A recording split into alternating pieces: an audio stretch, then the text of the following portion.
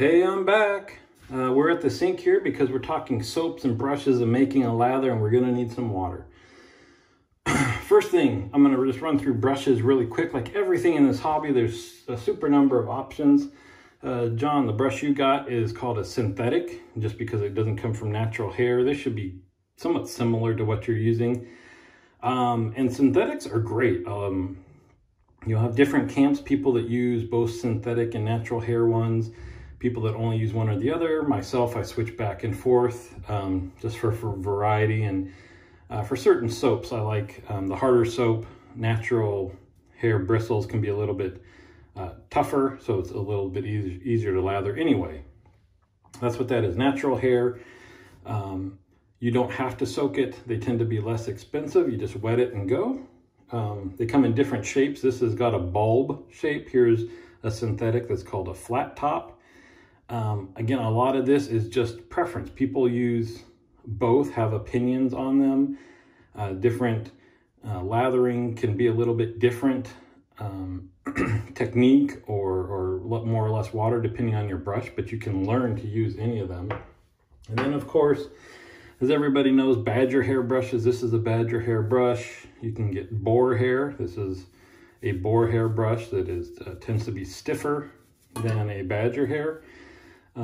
Any natural hair brush, you need to wet, and then it's helpful to soak it to actually have the hairs absorb water before you start lathering. So that's what I've got. See this guy in my videos, nice crystal skull. I think it's a candle holder, but it works great filling it up with water and just soaking your brush. But I would say I use synthetics over half of the time just because of ease of use. So we're gonna use that. Soaps, again, tons and tons of options out there. I sent you, one of the ones I sent you is a Sterling. I like them. They are not expensive. They're not super cheap, but they're on the lower end of expense. Great company, tons of scents. If you like them and you're interested in trying different scents, their samples are awesome. They just cut you off a big puck that you could probably, I don't know, get 10 shaves out of or something. So their samples are a great way to try different soaps. I didn't bring other ones in here, but this is what is not a hard soap. It's a soft soap. You can see that it's not goopy. So you can also have shave creams that are kind of like a whipped cream, where you kind of just would scoop some out with your brush or something like that. This is kind of more of a standard hardness of a soap, where this is just, I got a whole bunch of gelato spoons from Amazon, and this is what I use for this. But you can see, if you can really dig down in there with a little bit of pressure if you want to, so it's not super hard. And then there are hard soaps that are actually very, very hard and you really can't scoop down into. So moving on to lather, there are several ways to make your lather. The two big ones, they'll either say face lathering or bowl lathering.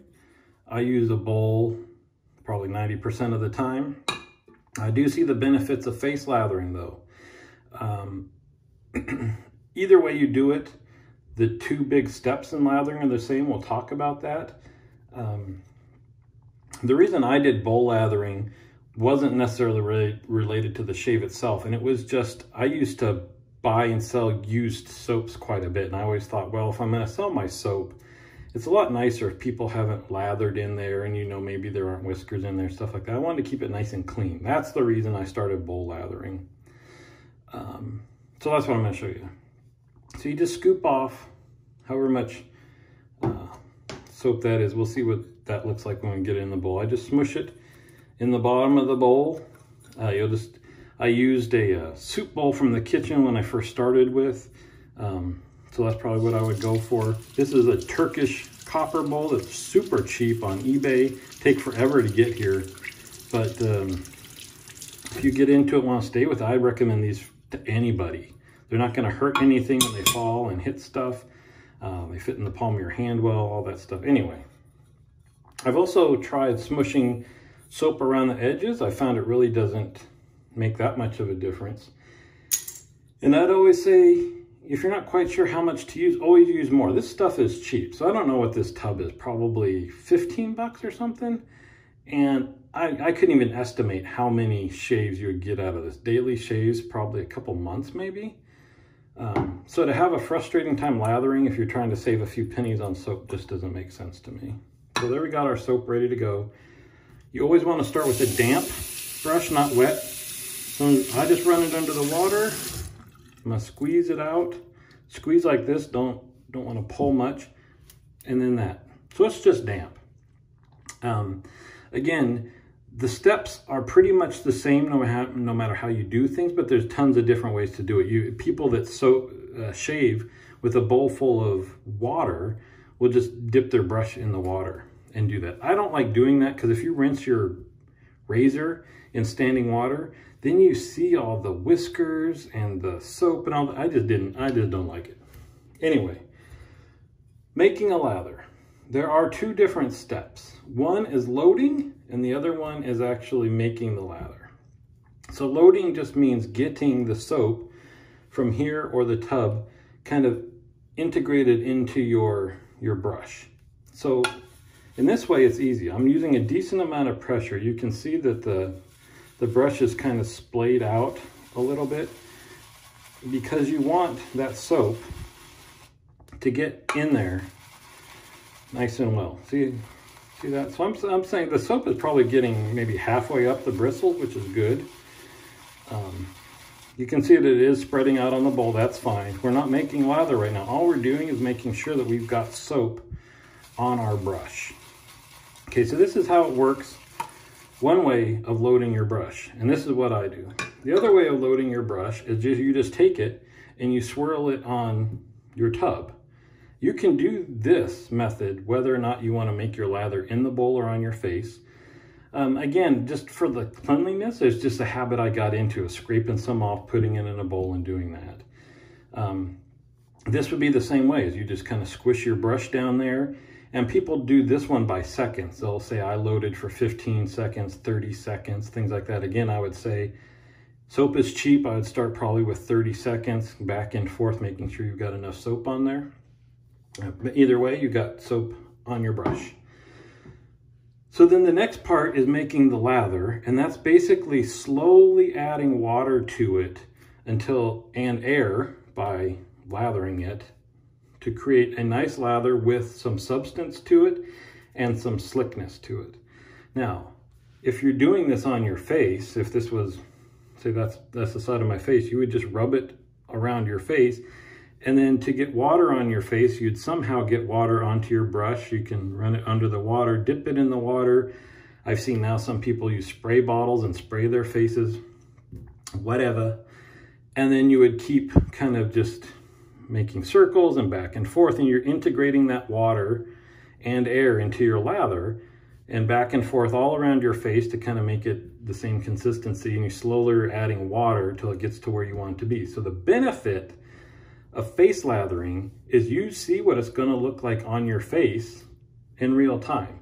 When I do this, it's not always certain what the characteristics are going to be when I put it on my face. So, but since this is what I'm used to, that's what I'm going to show.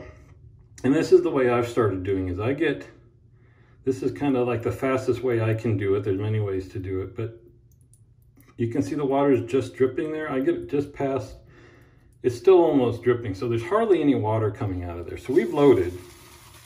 So now I'm going to keep my brush moving, and what we do is watch in, out. There's probably, I don't know, 1/8 of a teaspoon of water added when I do that. And you can see you're kind of doing like a KitchenAid where my brush is going in circles, but it's also going around the bowl. And I'm going to add some water, and you'll see the first thing that should happen after you've added a certain amount of water. So I kind of do like this and circle. You'll find your own technique, but like I said, what you're trying to do, you think of mixing a batter. You've got flour on one side, water and eggs on the other side, and you want to go in kind of different directions and stuff just to make sure it's all integrated.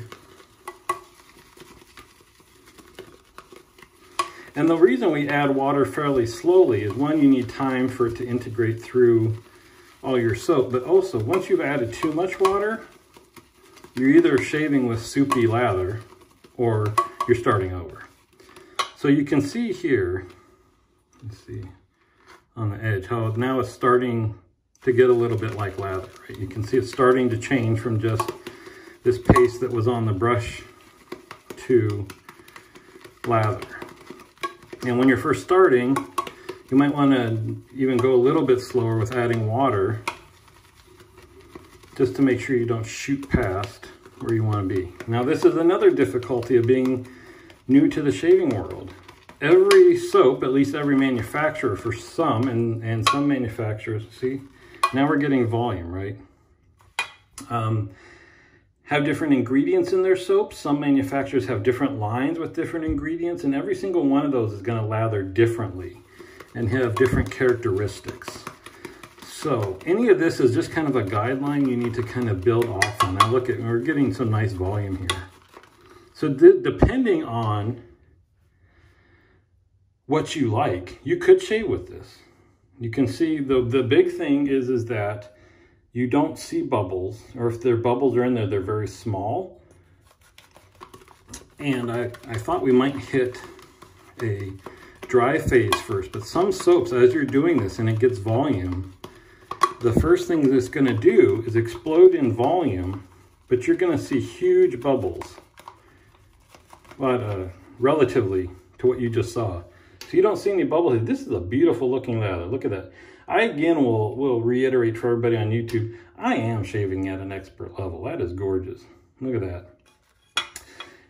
If you see, I'm trying to find a big bubble to show you. This lather is so pretty, I can't show you a big bubble.